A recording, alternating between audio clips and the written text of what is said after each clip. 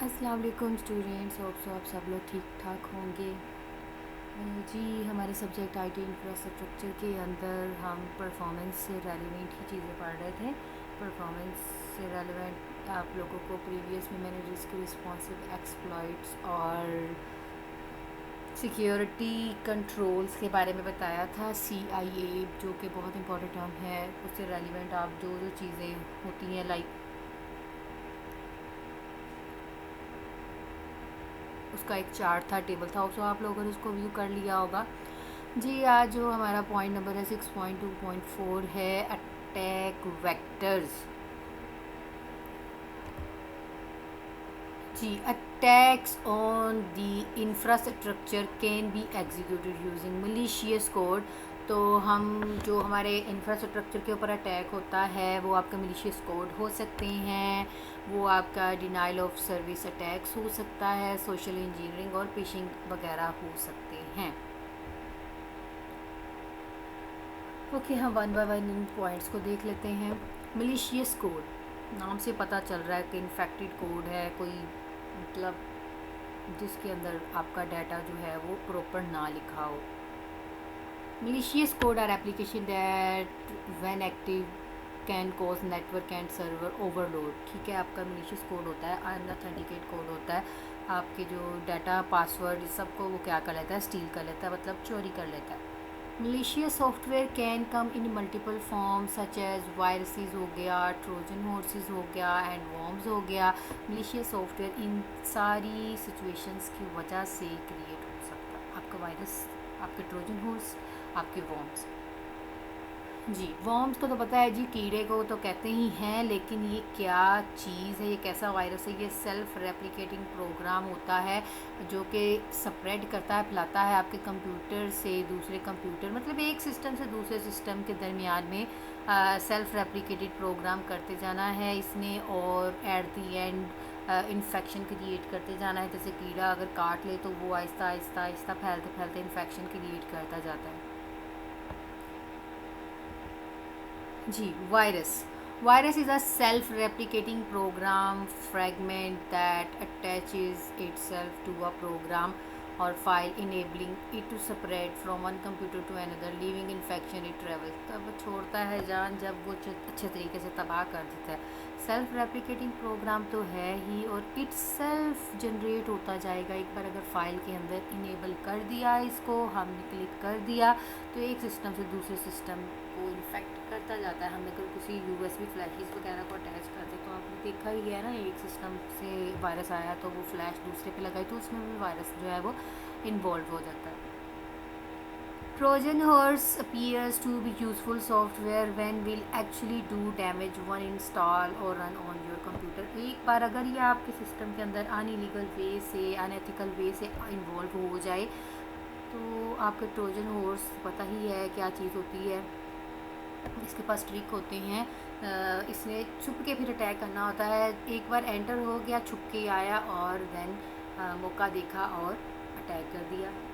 आपके इसने लाज को ब्रेक कर देना है, आपकी जो जितनी भी सोर्स फाइल्स हैं, आपकी डाटा है, उसमें डैमेजिंग क्रिएट करनी है। तो ट्रोजन हॉर्स जो है, इस वजह से भी इसको यूज़ किया जा सकता है। वायरसेस और worms, just as a virus भी काम कर सकता है और वॉर्म भी काम कर सकता है।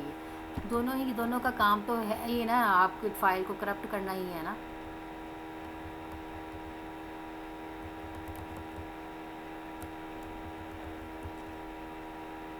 बाकी ये हिस्ट्री लिखी हुई है इस चीज़ से रेलिवेंट के 90% PC जो रन होते हैं माइक्रोसॉफ्ट विंडो, उसके ऊपर एक्टिवेट मलिशियस सॉफ्टवेयर तो उसी के अंदर से ही इन्वॉल्व हो जाते हैं। तो गूगल से आ जाता है, आपके इंटरनेट से जो है वायरसेस परफॉर्म हो रहे होते हैं। ऐसा हम प्रोएक्टिव एंटीवायरस डिटेक्शन सॉफ्टवेयर हम यूज़ करते हैं ताकि हमारा जो वायरस का सिस्टम है, लाइक वायरस सिग्नेचर, आपकी जो ना यहाँ पे एक टर्म है, detecting viruses is mostly done using so called virus signature. आपके जो वायरस को डिटेक्ट किया जाता है ना, उसको हम वायरस सिग्नेचर कहते हैं। ये क्या चीज़ है? A unique string of bits that identifies a part of virus. आपका ये यूनिक स्ट्रिंग होती है जिससे हम आइडेंटिफाई करते हैं, एक वायरस की शनाख्त करते हैं। While a file contains this signature, खा वो फाइल जो है वो मुश्तमिल हो सिग्नेचर के ऊपर। दैट इज़ एज्यूम्ड, हम इसको सपोज कर लेते हैं that the file is infecting with the viral code. So इसको हम डिटेक्टिंग वायरसेस कहते हैं। टू भी प्रोएक्टिव हो सकता है, एंटीवायरस डिटेक्शन सॉफ्टवेयर हो सकते हैं। आप लोग यहाँ पर स्कैनिंग सिस्टम यूज़ कर रहे होते हैं ना, कि एक बंदा ऑलरेडी आपके सिस्टम के अंदर मैच हो रहा है कि नहीं, आप लोग को अपना कार्ड डालते हो एटीएम, अगर वो मैच हो रहा होता है, डिटेक्ट हो रहा होता है, तो वो आपको ओके कर देता है, अदरवाइज क्या है invalid.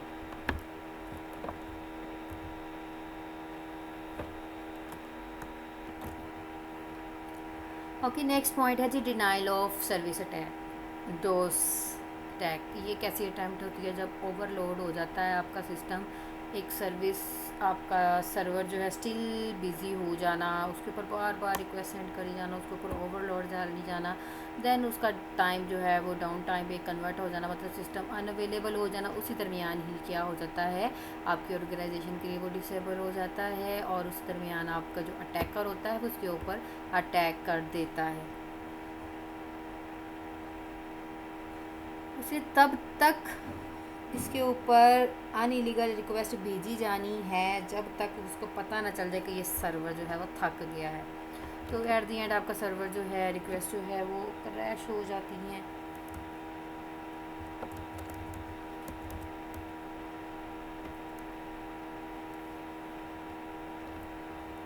So distributed denial of services attack भी जो है, पर्पस तो वही है ना, बात तो वही है, डोज तो है।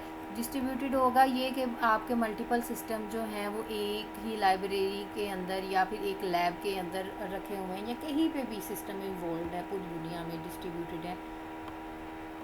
उसका एक मेन सर्वर है, तो अगर आपका एक मेन सर्वर ही हैक हो जाता है, उसके ऊपर ओवरलोड हो जाता है, बार बार रिक्वेस्ट भेजी जाती है, स्टिल डाउन अनअवेलेबिलिटी में उसको भेज दिया जाता है, ठीक है, तो उसको हम डिनाइल ऑफ सर्विस अटैक ही कहते हैं। डिस्ट्रीब्यूटेड आपके मल्टीपल कंप्यूटर्स के ऊपर सेम अटैक, वही बात again and again. In this case attacker use many computers to overload the service, ठीक है ना। डिनाइल ऑफ सर्विस क्या होती है, आपके सर्वर को, आपके सर्वर की सर्विसेज को बिज़ी कर देना, उसको ओवरलोड कर देना, ताकि उसको एक्सेस ना कर सके।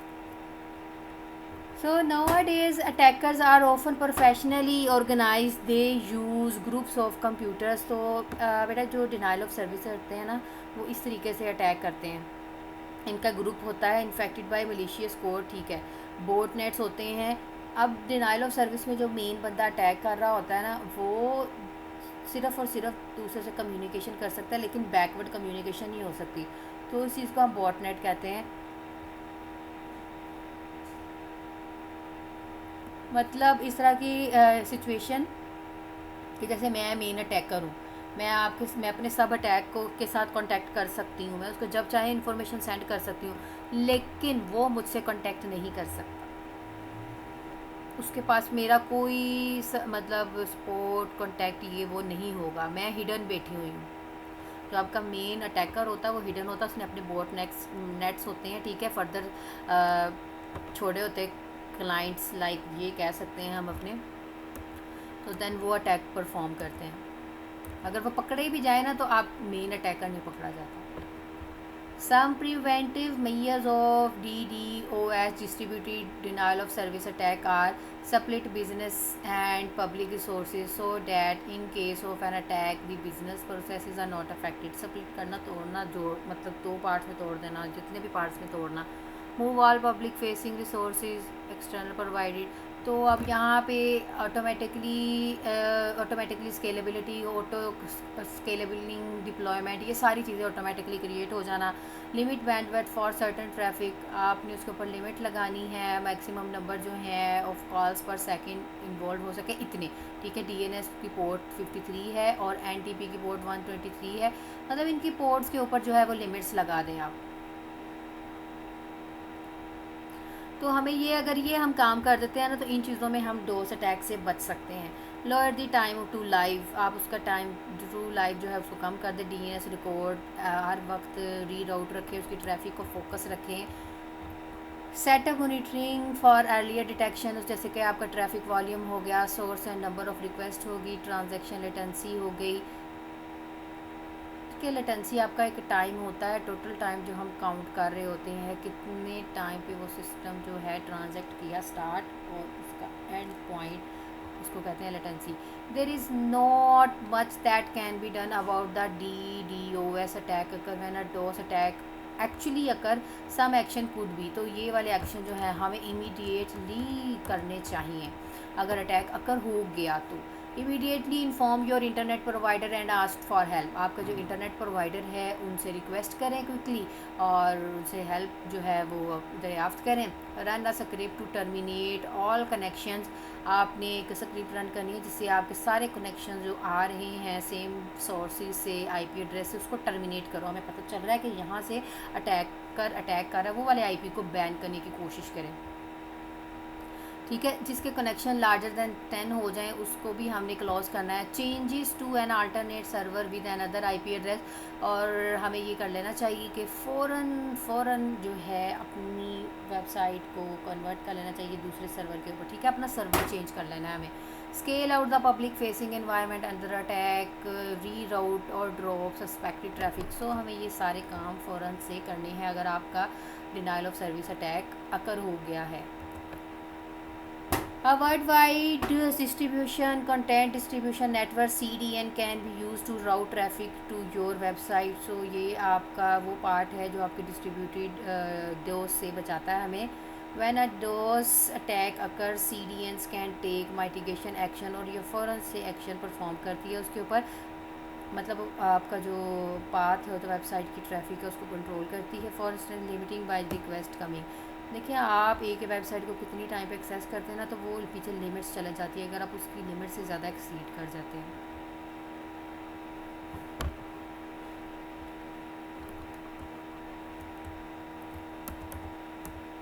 देन आते हैं आपका थर्ड वाला पॉइंट, सोशल इंजीनियरिंग।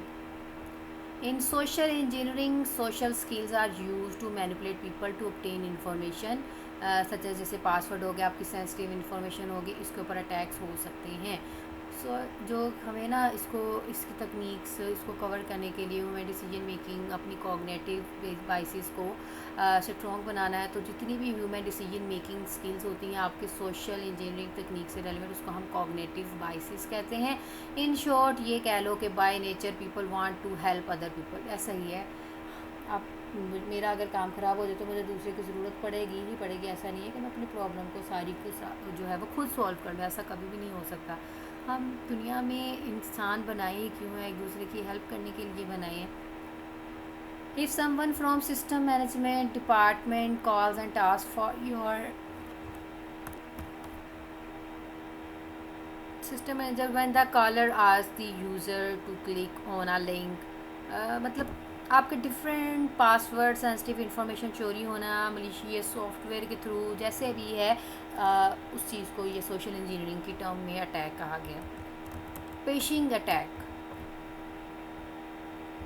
फिशिंग एक ऐसी तकनीक है, एक ऐसा तरीक़ाकार है जो आपकी सेंसिटिव इन्फॉर्मेशन को गेट करता है।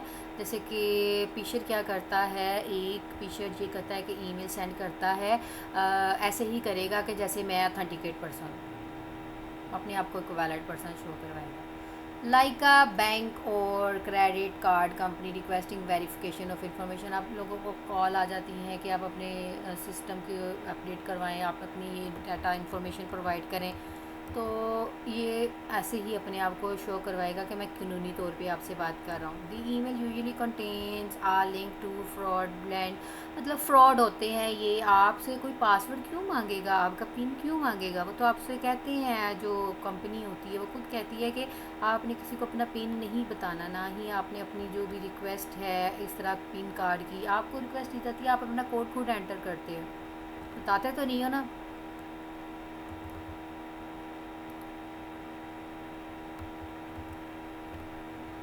ओके जी, इसके बाद आता है बैटिंग। आपके यूज़ होता है physical media like USB flash drivers के थ्रू हो गया। Curiosity of people find out what is on it, हमें क्यूरियोसिटी होती है कि क्या है इसके अंदर। ठीक है, तो ये भी आपके जो मालवेयर इन्फेक्टेड यूएसबी फ्लैश होती हैं उसकी वजह से भी वायरसेस जो हैं वो आपके सिस्टम के अंदर इन्वॉल्व होते हैं, अटैक्स होते हैं।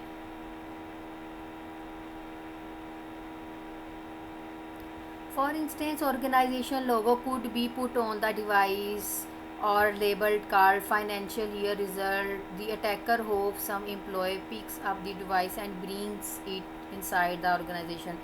वो पिक करते हैं और आपकी जो ऑर्गेनाइजेशन है मतलब उसके अंदर वायरस इसी तरह ही है ना, आपकी फ्लैशेज जैसे हम एक जगह से दूसरी जगह लगाते जाएंगे ऑटोमेटिकली वो मलिशियस वायरस इंस्टॉल होता जाएगा, ऐसा होता है, ऑटो रन हो जाता है।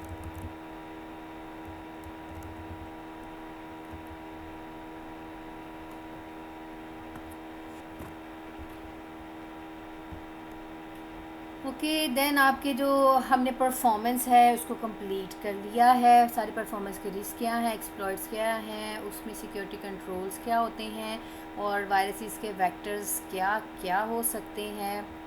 ठीक है, ये सारे आपके कोर्स का ही पार्ट है जो हम पढ़ रहे हैं थ्रू आउट, क्योंकि आपका जो आईटी इंफ्रास्ट्रक्चर है इसके अंदर हर फील्ड इन्वॉल्व हो जाती है।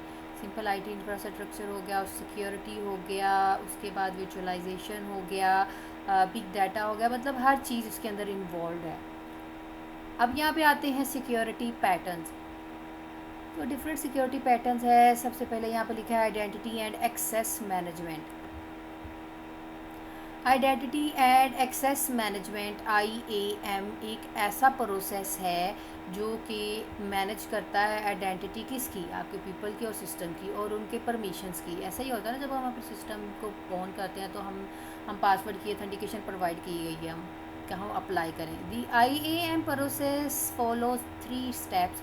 तो यहाँ पे ये 3 स्टेप्स फॉलो करता है। यूज़र्स और systems claim who they are, जैसे कि identification, they provide their identity typical their name, the claim identity is checked. दूसरा है आपका, इसमें हमें आइडेंटिटी चेक की जाती है जिसे हम अथेंटिकेशन कहते हैं। ये तो आइडेंटिफिकेशन प्रोसीजर था, ये अथेंटिकेशन प्रोसीजर है। Identity is provide for instance a password which is checked. यहाँ पे आप अपने जब सिस्टम को ऑन करते हो तो आपके नाम से होता है, फिर उसका पासवर्ड आपसे कहते हैं। फिर उस permission are granted related to identity, जो भी आपकी परमिशन है किससे रिलेटेड, आपकी आइडेंटिटी से रिलेटेड ग्रांटेड की जाती है, जिसे हम ऑथराइजेशन कहते हैं, IAA।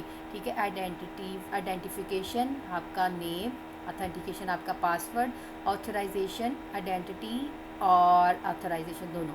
Identities are in allowed into the system. Most systems have a way to connect identities and their permissions. आपके बहुत सारे सिस्टम्स हैं, हर किसी में अलहदा तरीक़ाकार है आपकी सिक्योरिटी अप्लाई करने का।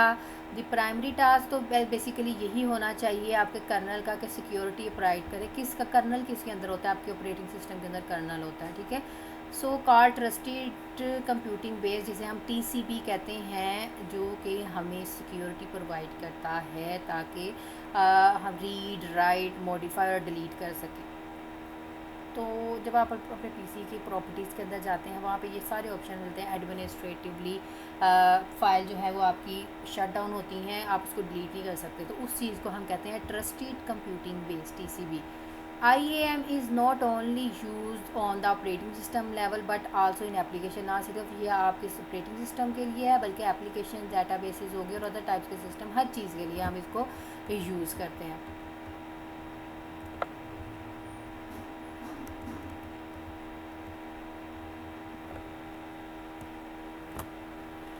दैन आपकी आती है single sign on SSO, user log in once it passed seamlessly without authentication prompt, मतलब कि आप साइन ऑन हो रहे हैं, आपसे यूज़र सारे लॉग इन हो रहा है। इसमें हम सिक्योरिटी जो है वो एक्चुअली इन्हांस कर रहे होते हैं। ठीक है, SSO जो है वो हमें टिपिकली इम्प्लीमेंट करवाता है आइडेंटिटी जो भी उन्हें प्रोवाइड कर रहे हैं, जैसे कि आपके कर्बरोज हो गया, ये सारी ना नेटवर्क सिक्योरिटी की टर्म्स हैं। तो यहाँ पे कर्बरोज का भी मैंने कॉन्सेप्ट दिया हुआ है, यही मेरी प्लेलिस्ट है नेटवर्क सिक्योरिटी, उसमें कर्बरोज का एक पूरा टॉपिक है, तो अगर आप लोगों ने करना हुआ तो आप वहाँ से सीख सकते हैं। यूज़र अथेंटिकेशन हो गया, जैसे कि आप लोगों को ना एक्टिव डायरेक्टरी बता दी जाती है, उस तरह के आपने जो भी अटैकर है वो क्या करता है, एक सिस्टम को फोकस कर लेता है, उसकी एक्टिव डायरेक्टरी के ऊपर फोकस करता है और अटैक कर देता है। तो यहाँ पे हमें ऑथेंटिकेशन प्रोवाइड करनी है हर चीज़ की। हमें एक्सेस अलाउ एक्सेस का ऑप्शन जो है वो ऑन करना पड़ता है, ताकि हर कोई जो है वो पकड़ के डिलीट ना कर दे आपकी फ़ाइल को।